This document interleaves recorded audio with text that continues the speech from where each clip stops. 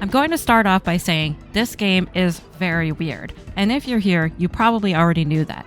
So let's get into why that is in the XboxEra review of Catie in MeowmeowLand.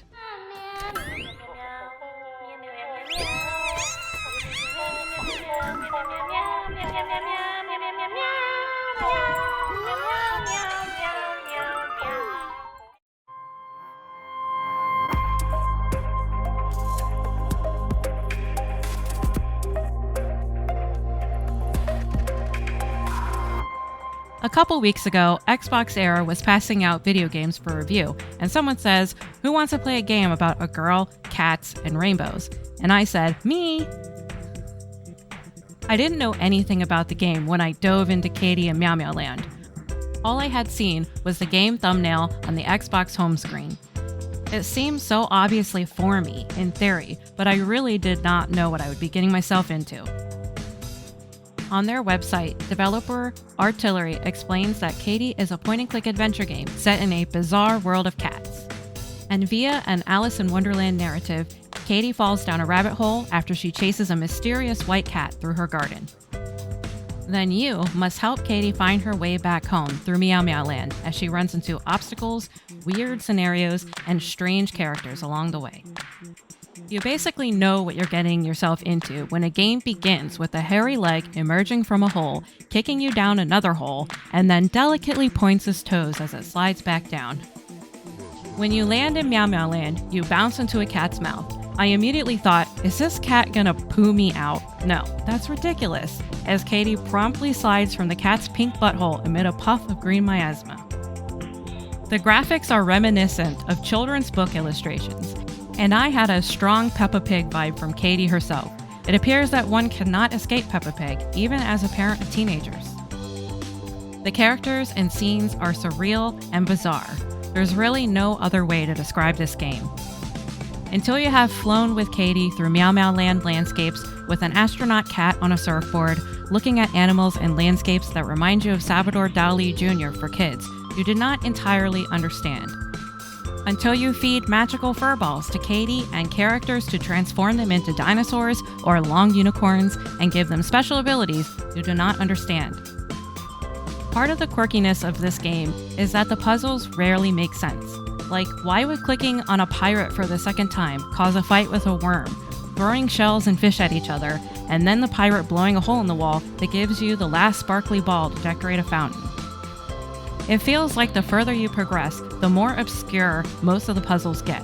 I admittedly spent a lot of time frustrated because I couldn't possibly see what the goal was until I clicked on some small tree in the background or finally thought to click on Catie herself. That one was the most annoying. Make sure to click on Catie to see if a scene is finished, by the way.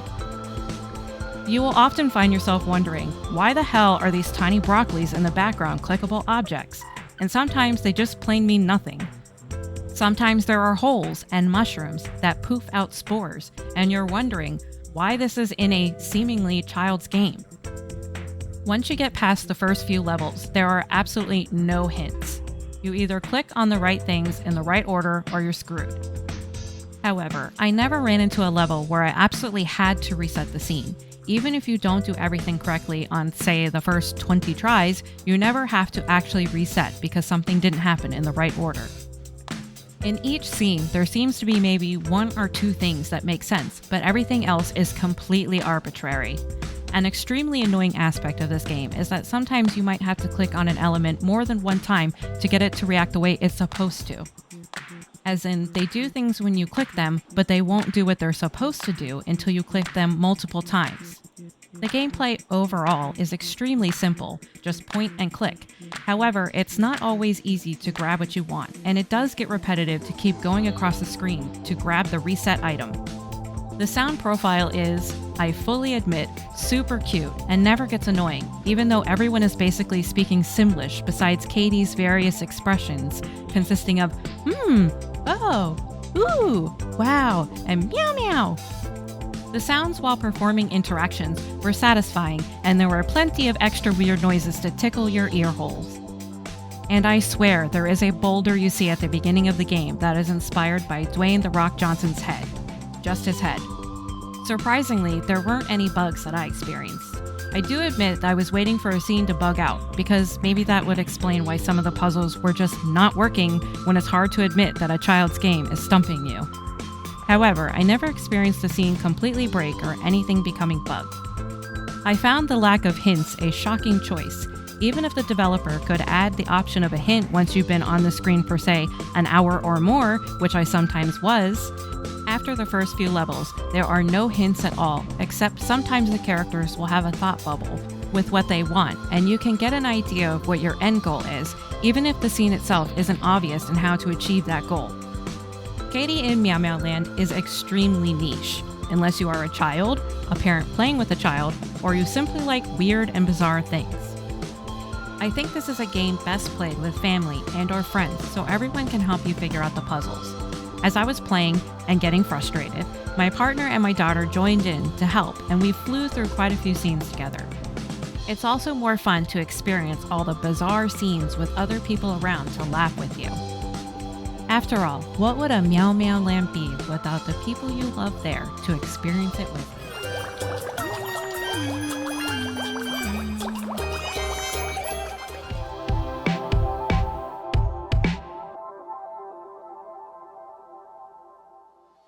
Thanks as always for watching, and if you can like, comment, and subscribe, it really helps the channel grow, and we'll see you next time here on XboxEra.